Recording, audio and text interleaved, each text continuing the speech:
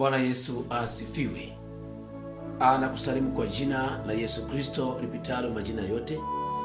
Hapa tena kuna kitu ambacho nataka leo niweze kukigusia ili mtu wa Mungu uweze kunisikiliza vizuri sana kwa makini, tena ukiwa katika hali ya utulivu, kwa sababu kuna mambo mabaya sana kupita kawaida ambayo yatakao kwenda kutokea baada tu ya unyakuo kufanyika, au baada tu ya parapanda. Kuna vitu vibaya sana vitakavyokuja kuwapata wale wote walioachwa. Ili ni somo ambalo hupaswi kulikosa, uwe mchungaji, uwe muumini, uwe nani. Ili ni somo ambalo unapaswa ulisikilize kwa makini, uweze kuona hali watakaoipata wale watakaobaki hapa chini duniani, watakao kuwa wamekosa kunyakuliwa, watakao kuwa wamekosa kuondoka mawinguni pamoja na Yesu. Alafu sikilize kwa makini, alafu wewe mwenyewe sasa uchukue uamuzi wa kuishi kuanzia leo, kwamba unaamua kuishi vipi, ili ujue kwamba haya yatakuja kutokea kweli. Wengi mnasikia vitu mnafikiri labda ni utani, haya mambo yatakwenda kutokea kweli. Wacha nimalike Roho Mtakatifu sasa ili nipate kueleza haya mambo, usikilize jinsi yalivyo.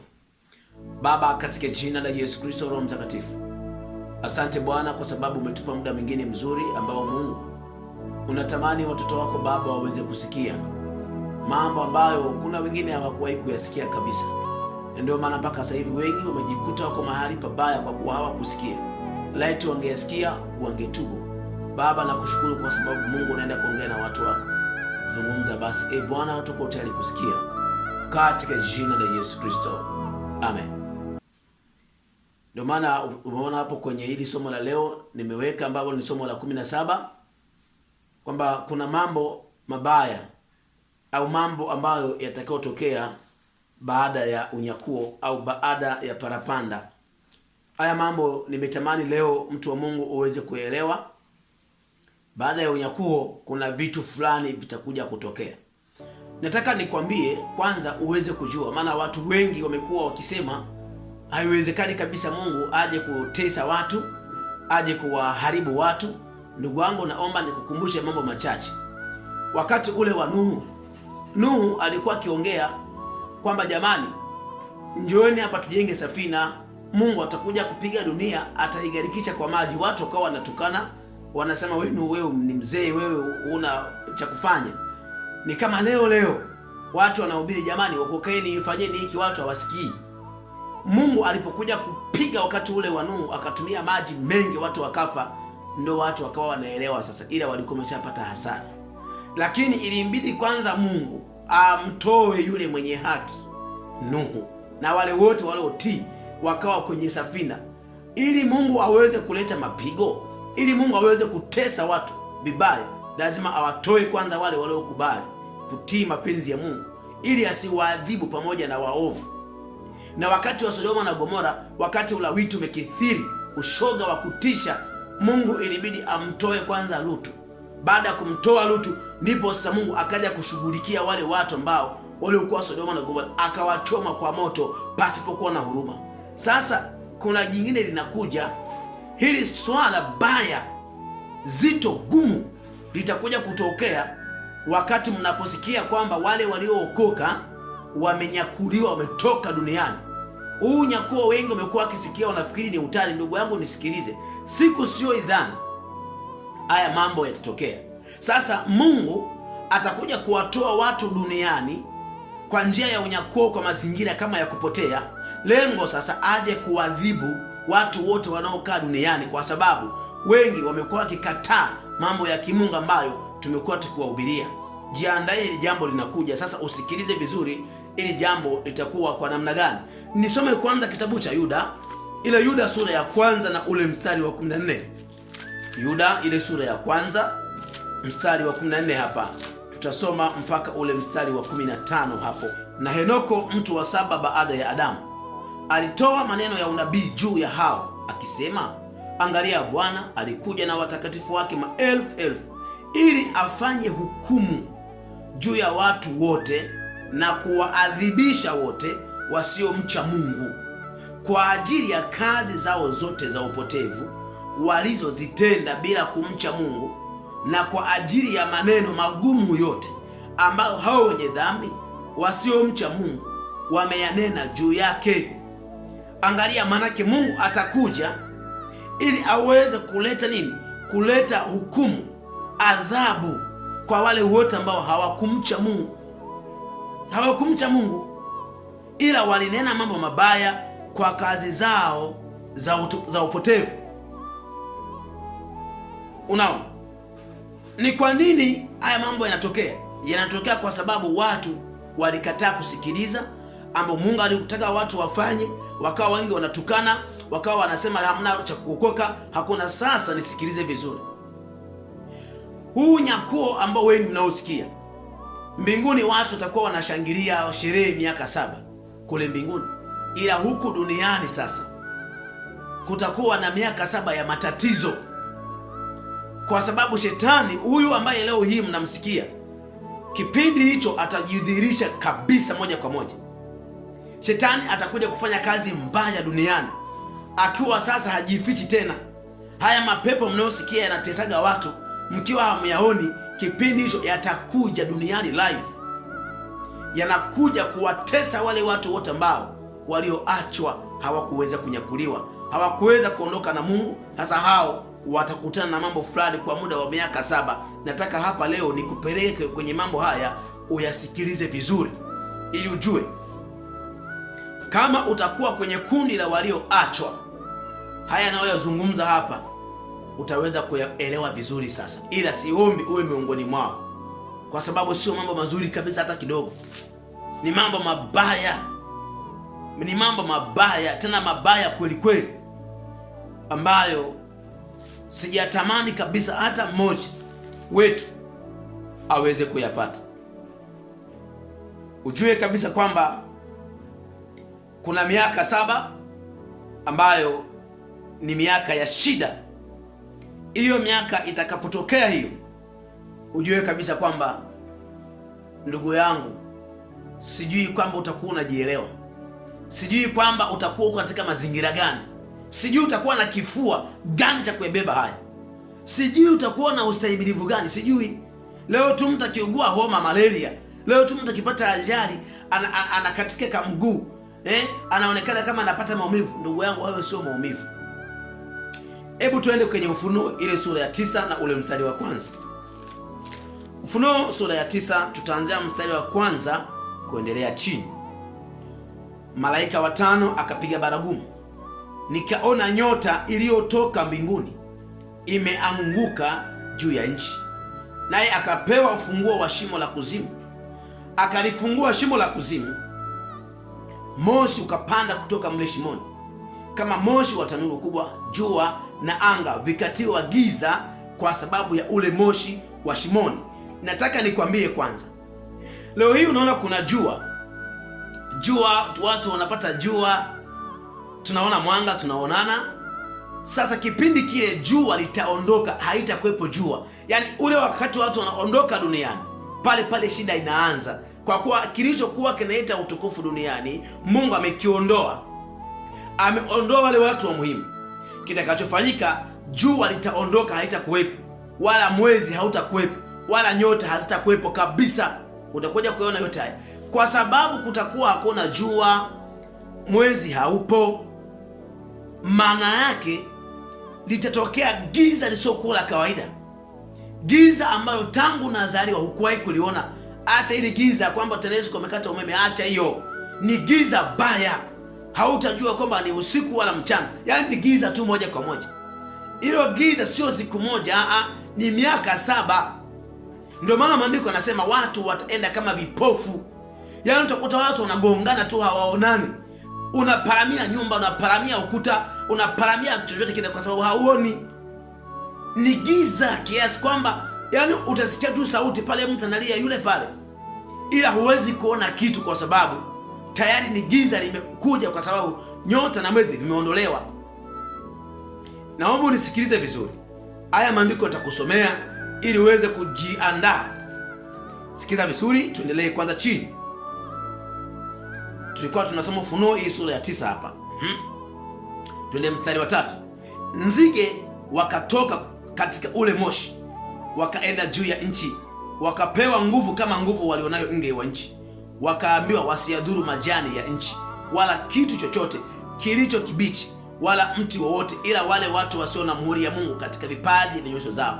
Wakapewa amri kwamba wasiwaue, bali wateswe miezi 5, na maumivu yao yalikuwa kama kuumwa na nge au mapo mwanadamu. Na siku zile wanadamu watatafuta mauti, wala hawataiona kamwe, nao watatamani kufa, nayo mauti itawakimbia. Kwa muda mfupi Mungu ataifunga mauti.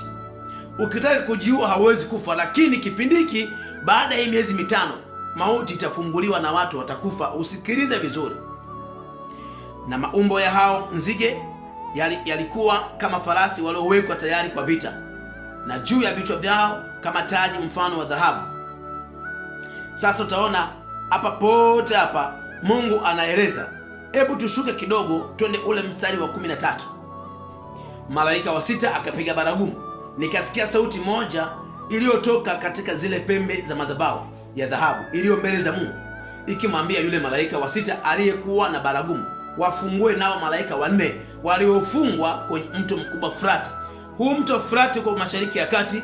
Huu mto Frati sasa hivi umeshakauka, hata maandiko yalitabiri kwamba utakauka. Huu mto Frati ndani yake kuna mapepo wabaya sana ambao hawajawahi kuonekana duniani. Hawa mapepo wana hasira, ni wabaya. Watakapofunguliwa wataua watu, yaani theluthi ya dunia itakufa. Sikiza vizuri hapa, ikimwambia yule malaika wa 6 aliyekuwa na baragumu, wafungue nao malaika 4 waliofungwa kwenye mto mkubwa Frati. Wale malaika 4 wakafunguliwa, waliokuwa wamewekwa tayari kwa ile sana siku na mwezi na mwaka, ili kwamba waue theluthi ya wanadamu. Manake hawa watafunguliwa sasa, watakuja kuleta mabaya sana katika dunia. Wakati huo watu watakuwa na kufa sana. Kumbuka hao wanaokufa sasa ni wale walioachwa kwenye unyakuo. Angalia kwenye Sefania, twende kwenye Sefania hapa. Tufungue kitabu cha Sefania tuangalie vizuri. Uyasikia maneno ndugu yangu, wale wote watakaoachwa watakuwa wanayakutana na mabalaa haya. Sefania 1 na ule mstari wa 7, nami nitawaletea wanadamu dhiki, hata watakwenda kama vipofu. Angalia, kwa sababu wamemtenda Bwana dhambi, na nyama yao na damu yao itamwagwa kama mavumbi, na nyama yao kama mavi. Fedha yao wala dhahabu yao havitaweza kuwaokoa katika siku ile ya ghadhabu ya Bwana, bali nchi yote pia itateketezwa kwa moto wa wivu wake, maana atawakomesha watu wote wakaao katika nchi hii na mkomo wa kutisha. Sikiliza vizuri. Mungu atamwaga nyama ya watu kama mavi. Maanake watu watakuwa wanakufa, wanapigwa vibaya sana. Kipindi hicho Mungu atakusanya ndege wa angani waje kufanya sherehe ya kula nyama za watu. Wale watu walioachwa watakuwa wanaliwa. Manake Mungu atafanya karamu kwa ndege wa angani ambao aliyowaumba. Watakula nyama za majemedari, nyama za wakuu, nyama za watu hodari. Kwa nini? Kwa sababu watu wamemtenda Mungu dhambi. Ndugu yangu, jitafakari kwamba utakuwa wapi. Jiulize kwamba hivi atakapokuwa na kupata haya utakuwa wapi?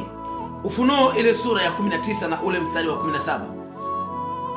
Ufunuo 19:17, maandiko hapa yanasema, kisha nikaona malaika mmoja amesimama katika jua, akalia kwa sauti kuu, akiwaambia ndege wote warukao katikati ya mbingu, njoni mkutane kwa karamu ya Mungu iliyo kuu, mpate kula nyama ya wafalme na nyama ya majemedari na nyama ya watu hodari na nyama ya farasi na nyama ya wapandao na nyama ya watu wote, waungwana kwa watumwa, wadogo kwa wakubwa.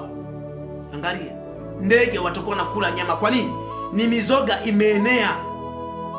Mizoga ya watu itakuwa kila mahali, kwa kuwa wengi wamekufa, na kitakachofanya watu wafe ni yale mambo mabaya ambayo Mungu atakuwa ameruhusu yanatokea. Ni vitu vya hatari vibaya sana vitakapokuwa vinatokea. Hawa wanaokufa, kumbuka, ni wale ambao wameachwa kwenye parapanda. Maanake dhiki kubwa itashuka ili kuwapiga wale wote ambao waliokuwa wamekataa kuokoka, walioachwa kwenye unyakuo. Maanake Mungu anawalipa sawasawa na mambo yao. Ndio maana uwe makini sana wewe unayesema kwamba eti nikiachwa kwenye unyakuo nitapata neema ya kutubu. Sikiliza, maandiko yanasema hapo wengi watakufa, watamwagwa nyama zao kama mavi, hawana thamani tena. Hebu angalia vizuri, tushuke Yoeli ile sura ya kwanza na ule mstari wa 15. Nataka leo tu usikilize mambo fulani hapa. Yoeli ile sura ya kwanza na ule mstari wa 15. Maandiko yanasema, ole wa siku ile, maana ni kuu, maana siku ya Bwana inakaribia, nayo itakuja kama uangamivu utokao kwake aliye Mwenyezi.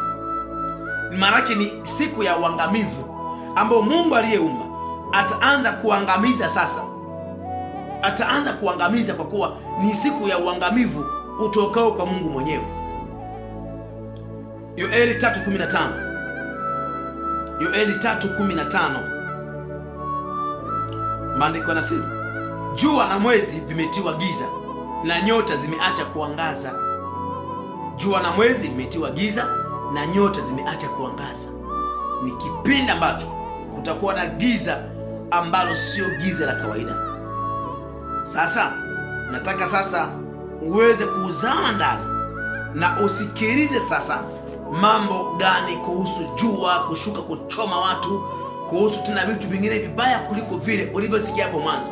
Yaani hayo niliyoongea hayo ni machache. Sikiliza haya mengine sasa ambayo yatakayokuja baada ya kuwa watu wameachwa. Ile Ufunuo ile sura ya 16, tutaanzia ule mstari wa kwanza hapo. Nitapasoma, tutashuka chini sana hapa ili tusikilize kidogo haya mambo yatakayokuja kutokea, huku watu watakaokuwa wameachwa watakuwa napatwa na mambo haya. Ndugu yangu, kwa sababu tu ya uongo, uzinzi, umbea, uasherati, ulevi, kukataa wokovu ya kupate haya. Sawa? Ufunuo 16:1. Nikasikia sauti kuu kutoka hekaluni ikiwaambia wale malaika 7, enendeni mkavimimine vile vitasa 7 vya ghadhabu ya Mungu juu ya nchi. Akaenda huyo wa kwanza akakimimina kitasa chake juu ya nchi, pakawa na jipu baya bovu juu ya wale watu wenye chapa ya huyo mnyama na wale wenye kuisujudia sanamu yake. Na huyo wa pili akakimimina kitasa chake juu ya bahari, ikawa damu kama damu ya mfu, na vitu vyote vyenye roho ya uhai katika bahari vikafa. Sikiliza, maana yake maji yaliyoko duniani yatageuka, yatakuwa ni damu tupu. Sikiliza vizuri. Na huyo watatu akakimimina kitasa chake juu ya mito na chemchemi za maji, zikawa damu. Nami nikamsikia malaika wa maji akisema, wewe mwenye haki, uliyeko na uliyekuwako, mtakatifu, kwa kuwa umehukumu hivi, kwa kuwa walimwaga damu ya watakatifu na ya manabii, nawe umewapa damu wainywe, nao wamestahili. Yaani wakati kina Stefano wanahubiri walikatwa vichwa, watu walipigwa, kina Isaya walikatwa kwa misumeno, wengine walikatwa shingo zao, kina Stefano wanapigwa kwa mawe, walimwaga damu zao wakati wako duniani mitume. Sasa kwa kuwa waliharibu mitume na watakatifu waliotangulia, Mungu sasa atawaletea damu wainywe. Maana kwa muda wa miaka 7 ukifungua bomba hayatoki maji, inatoka damu. Miaka 7 manake watu watakuwa hawanywi maji. Huwezi kunywa damu wewe, ni kiu isiyokuwa ya kawaida. Ukifungua bomba damu, ukienda baharini damu, kwenye mito damu, kwenye visima damu. Miaka 7 ndugu yangu, miaka 7, sio siku moja, miaka 7. Maji yametoka ni damu tupu, damu inayonuka. Hautaweza kunywa maji. Na wengi hawajajua kwamba anaposema hii chapa hususan itaenda kulenga wana wa Israeli. Kuna kabila moja ile la Wayahudi ambalo Mungu aliwaahidi kwamba wao atakuja kuwaokoa siku ya dhiki. Ili ni somo tu jingine.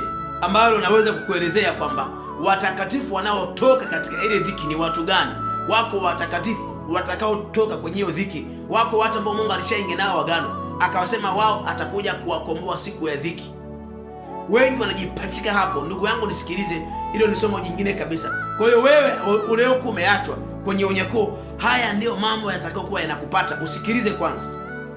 Leo sio siku yangu ya kueleza wale watu ambao walioahidiwa kuokolewa kwenye dhiki hii. Ndio wengi wao wanafikiri na kujidanganya kwamba watakuwa hapo hapa kuokolewa. Ni kitu tofauti kabisa yani. Ndio maana labda nitoe tu andiko moja tu hapa ili uweze kujua, usio unajiweka kwenye nafasi ili usije ukachanganya maandiko ukajikuta umeachwa na ukapatwa na mabaya.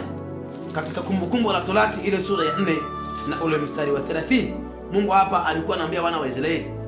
Anasema, na wakati uwapo katika mashaka, ukisha kupatwa na mambo haya yote, siku za mwisho utamrudia Bwana Mungu wako na kuisikiza sauti yake. Kwa kuwa Bwana Mungu wako ni Mungu wa rehema, hata kukosa wala kukuangamiza, wala hata lisahau agano la baba zako alilowapia. Mungu ashagawapia agano wana wa Israeli.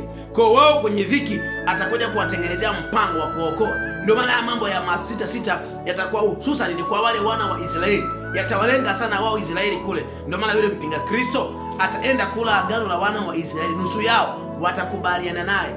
Ukienda kwenye Daniel utaona yule mpinga Kristo atafanya agano na watu wa nyumba ya Daudi, hao wana wa Israeli. Ndio maana atamaniko anasema walio katika Uyahudi wakimbilie kule milimani. Sasa hili ni somo jingine. Nataka hapa tuendelee ili tuweze kusikia vizuri. Twende kwenye ule mstari sasa wa 5. Nami nikamsikia malaika wa maji akisema, wewe mwenye haki uliyeko na uliyekwako, mtakatifu, wa kuwa umehukumu hivi, kwa kuwa walimwaga damu ya watakatifu na ya manabii, nawe umewapa damu wainywe, nao wamestahili. Nikasikia hiyo madhabahu ikisema, naam Bwana Mungu Mwenyezi, ni za kweli na za haki hukumu zako. Mstari wa 8, Ufunuo 16:8. Na huyo wa 4 akakimimina kitasa chake juu ya jua, nalo likapewa kuwaunguza wanadamu kwa moto. Sasa hivi jua liko mbali sana. Ili jua ambalo utaona likiwa kama jua la sanani linakuwa ni kali. Ili sio jua ndugu yangu. Siku ya Mungu ataliteremsha chini, litashuka. Walioishi kwenye mabati ya nyumba yatakuwa yanawaka moto, maanake ni joto kali, watu watakuwa wakiungua. Yaani jua linakuchoma kama unaunguzwa na moto. Jua ndio utaona hapa inasema wanadamu wakaunguzwa maunguzo makubwa, nao wakalitukana jina la Mungu aliye na malaika juu na mamlaka juu ya mapigo hayo, wala hawakutubu wala kumpa utukufu. Maana yake kwenye hii dhiki hawatakuja kutubu, kwa sababu watakuwa wanaangamizwa, kupigwa, kuteswa. Hayupo atakayetubu. Maandiko amesema hapa, na huyo wa 5 akakimimina kitasa chake juu ya kiti cha enzi cha yule mnyama, ufalme wake ukatiwa giza, wakatafuna ndimi zao kwa sababu ya maumivu. Watu watatafuna ndimi, wakamtukana Mungu wa mbingu kwa sababu ya maumivu yao na kwa sababu ya majipu yao, wala hawakuyatubia matendo yao. Na huyo wa 6 akamimina kitasa chake juu ya mto ule mkubwa Frati, maji yake yakakauka, ili njia itengenezwe kwa ufalme watokao katika mawio ya jua. Sasa hapa tutaona hapa Mungu atakuwa sasa anazidi kuleta mabaya. Sasa nataka tushuke chini kidogo hapa tuangalie ule mstari wa 20. Kila kisiwa kikakimbia, wala milima haikuonekana tena, na mvua ya mawe kubwa sana, ya mawe mazito kama talanta, ikashuka kutoka mbinguni juu ya wanadamu. Wanadamu wakamtukana Mungu kwa sababu ya lile pigo la mvua ya mawe, kwa maana pigo lake ni kubwa mno. Hili pigo la mawe, hili pigo la mvua ya mawe, anasema ni kama kiasi cha talanta. Wengi mtaona kuna mvua ya mawe inanyeshaga vimawe vidogo vidogo kama kapunji kama hindi. Sasa hiyo mvua itakayokuja wakati wa dhiki kubwa haitakuwa mvua kama ile, ndugu yangu.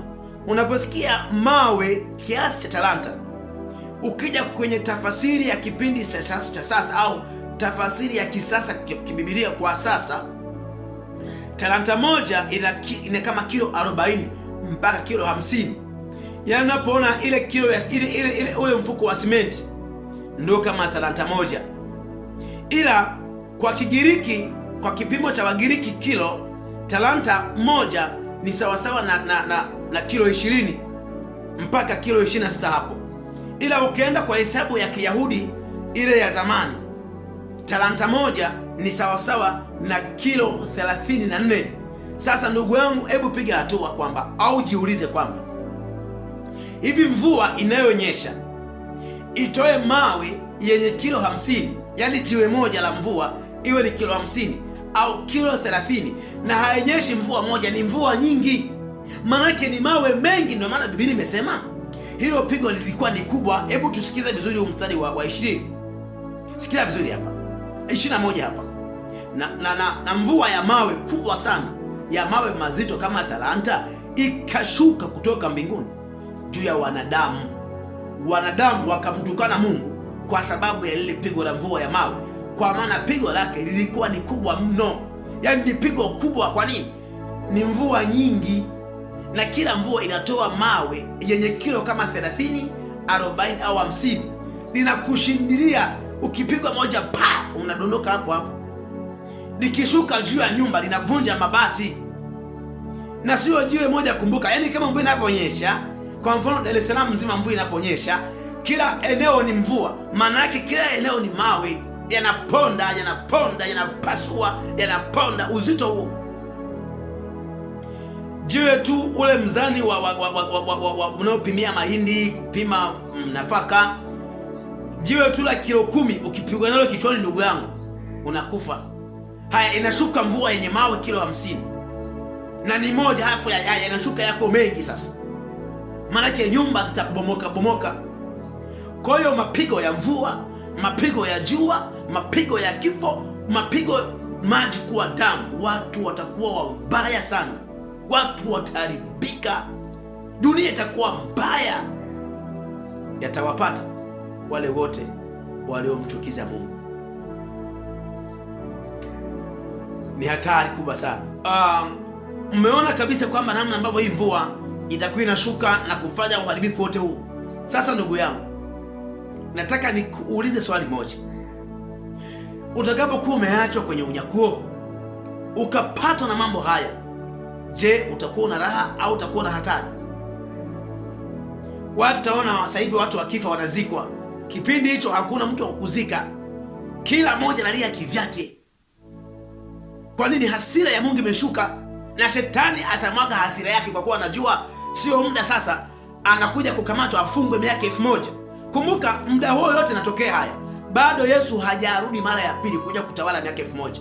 Maanake ni ule muda wa miaka 7, huku watu mbinguni wanavikwa mataji, wanashangilia miaka 7 ya furaha mbinguni, wale walionyakuliwa. Ila walioachwa, hii ndiyo hali itakao kuwa inawapata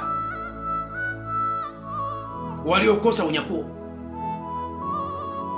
Ila Mungu anaongea sasa hivi kwamba wewe ambaye hujakutwa na haya kwa wakati huu, una uwezekano mkubwa wa Mungu kukuficha usije ukapatwa na mambo haya, kama utatii sauti ya Mungu, kama utakubali wokovu, kama utakubali kuacha dhambi. Mungu anasema kwenye Sefania ile sura ya 2 na ule mstari wa 3. Sefania 2:3. Maandiko hapa yanasema, mtafuteni Bwana enyi nyote mlio wanyenyekevu wa dunia, ninyi mliozitenda hukumu zake.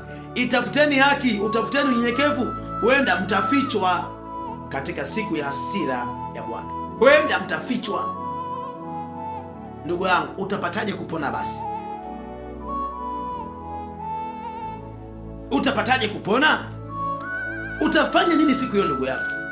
Wengi mmekuwa mkijificha kwenye neema ambayo itaenda kuwapata wana wa Israeli kule. Iko neema Mungu atawaandalia wana wa Israeli, na wao sio wote watakaookoka siku hii. Sio wote, ni baadhi tu, wachache. Kwa nini? Mungu atakuja kuwatengenezea hawa kwenye haya mazingira ya shida hii. Lengo Mungu atakuja kuleta hii ili kuwaandaa wana wa Israeli waweze kumpokea Yesu kama Bwana Mwokozi wao, kwa kuwa alipokuja hawakumpokea. Kwa hiyo ataleta dhiki mbaya, lengo na wao waanze kumfikiria Yesu sasa, ambaye walimkataa mwanzo. Kwa hiyo wale wanaosikia ni watakatifu watokao kwenye ile dhiki kubwa ni wana wa Israeli. Ili ni somo jingine kabisa kwenye Yeremia 37. Yeremia 37 inasema, ole maana siku ile ni kuu, hata hapana inayofanana nayo, maana ni wakati wa taabu yake Yakobo, lakini ataokolewa nayo. Taabu yake Yakobo, wana wa Israeli hao. Hata tukija kwenye ile Ufunuo utaona wale waliookolewa kwenye hii dhiki ambao wametajwa ni watakatifu wanaotoka kwenye ile dhiki, ili wataje ni wana wa Israeli. Kwa faida yako usoma Ufunuo 7 kuanzia mstari wa kwanza. Ule mstari wa 4 nasema, nikasikia hesabu ya waliotiwa muhuri katika kila kabila ya Waisraeli watu 144,000, wana wa Yuda 12,000 waliotiwa muhuri wa kabila ya Reubeni. Kwa hiyo wale ni makabila ya wana wa Israeli ambao ndio wana fungu ya kuja kuokolewa siku ya dhiki kubwa. Haya masomo kuna kipindi nilifundishaga kwa undani sana. Nenda utafute somo ambalo lilitoa, linasema utawala wa miaka 1000 ya Yesu Kristo na watakatifu wake hapa duniani. Usikilize vizuri na Mungu wa mbinguni atakuongoza. Sasa ndugu yangu, hebu na ufikirie, utasema nini ndugu yangu wakati huo? Je, unatamani kuwa miongoni mwa hao watakaopata mateso, au utatamani uwe miongoni mwa watakaonyakuliwa? Ndugu wangu sikiliza, leo nasikia watu wanahubiri kubali kubadilika, kubali kubadilika. Hii siku ni mbaya sana. Hakuwa atakayeangalia mwanae, hakuwa atakayeangalia mume. Kila mmoja atakuwa kivyake na teso huko, kwa sababu ya ulevi, sigara, pombe, kumkataa Mungu. Unajivunia dini ila hujaokoka, umemkataa Yesu. Siku Yesu atakapokuacha kwenye parapanda, ndugu wangu, utakumbuka sauti yangu. Naomba Mungu asikuache uwe miongoni mwa watakaonyakuliwa. Baba, katika jina la Yesu nakusihi Bwana, yeyote ambaye umempa neema ya kusikia hili somo hili, Mungu mpe neema ya kutokuwa mbishi, mpe neema ya kukubali kubadilika, mpe neema ya kujitahidi kuendea utakatifu. Maana nimesema kwamba tukutafute wewe, uende tutafichwa siku ile. Mungu, mpe neema mtoto wako akutafute, uende siku ile atafichwa. Baba, katika jina lako Yesu nakusihi Mungu, saidia watu wako Bwana, kwa uwezo wako Roho Mtakatifu, katika jina la Yesu.